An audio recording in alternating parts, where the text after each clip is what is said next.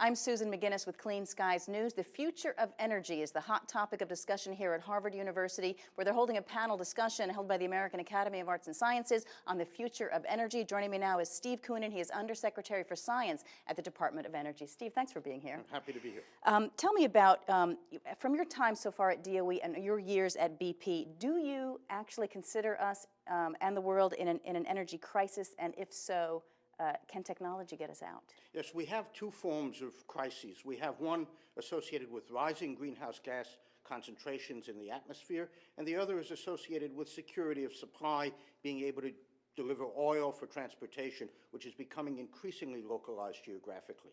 Now, the issues are so complex, and you've talked about the drivers of technology and them being some huge things. Increase in demand for energy worldwide, also the challenge of supply and the security of supply. Tell me, what impact do you think those drivers have on the technology choices that face this country, and are they understood well enough for them to solve the problem? Well, you know, if you look at the technology choices, let's say over the next 20 or 30 years, and there really is urgency to act on both of these drivers, they're rather limited, but rather evident to anyone who studied the problem deeply. They include increased efficiency in vehicles, increased efficiency in buildings, and carbon capture and storage, nuclear energy, and wind on the electrical side. So would you say most of the technologies that you're talking about that will play the biggest role are ones that already exist? Well, you know, it takes a long time to bring a technology from the laboratory through demonstration to full-scale deployment. So if we're going to have an impact over the next 10 to 20 years, we really need to look at technologies that are just about ready now. Of course, further out in time, there are other technologies that are being developed that will be useful. So what are the most exciting ones right now? Well, right now, you know, for short-term deployment, I'm quite excited in advanced biofuels. There's the intersection of biology and energy is very powerful. Battery technology is something that we're pushing hard, and that will enable electrification of the transportation system at a pace driven by how quickly we can move those batteries forward. You're still talking about lithium ion? Is there something more? No, I think there are other technologies beyond lithium ion that look quite exciting. Really? So you say that DOE is going to pursue projects that actually change the way scientists think about solving energy problems. How so? You know, energy is intrinsically a multidisciplinary business.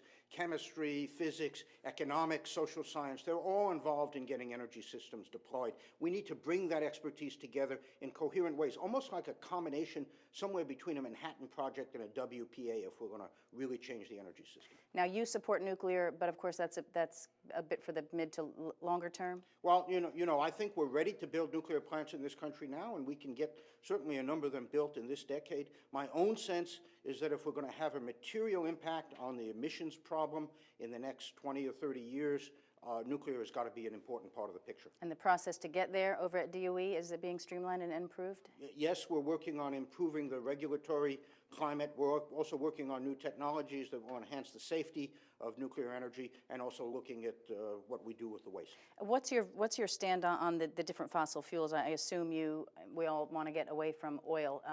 Where do you see coal, clean coal, figuring in here, as well as natural gas? So the U.S. has vast reserves of coal. Of course, using coal in the conventional way contributes significantly to greenhouse gas emissions. So we need to develop and deploy carbon capture and storage.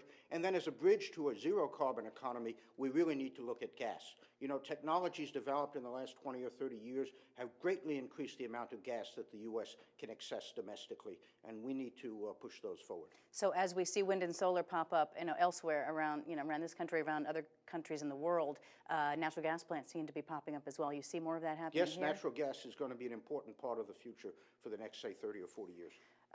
What do you find the biggest challenge energy-wise that we face right now? I think the biggest challenge is getting people to understand what the energy landscape looks like, what are the rational economic and technical choices. You know, we only get one chance to rebuild the energy infrastructure, and we need to do it right in a thoughtful way. How significant is a solid agreement in Copenhagen to DOE? Will that change your life? You know, I think it's very important that we get an agreement in Copenhagen, but in terms of direct impact to what's going on in DOD, we're already moving ahead in a very aggressive way to deal with greenhouse gas emissions. All right, Steve Koonin, Undersecretary for Science with DOE, thank you so much. Okay, thank you. And I'm Susan McGinnis at a panel discussion called The Future of Energy here at Harvard University for Clean Skies News.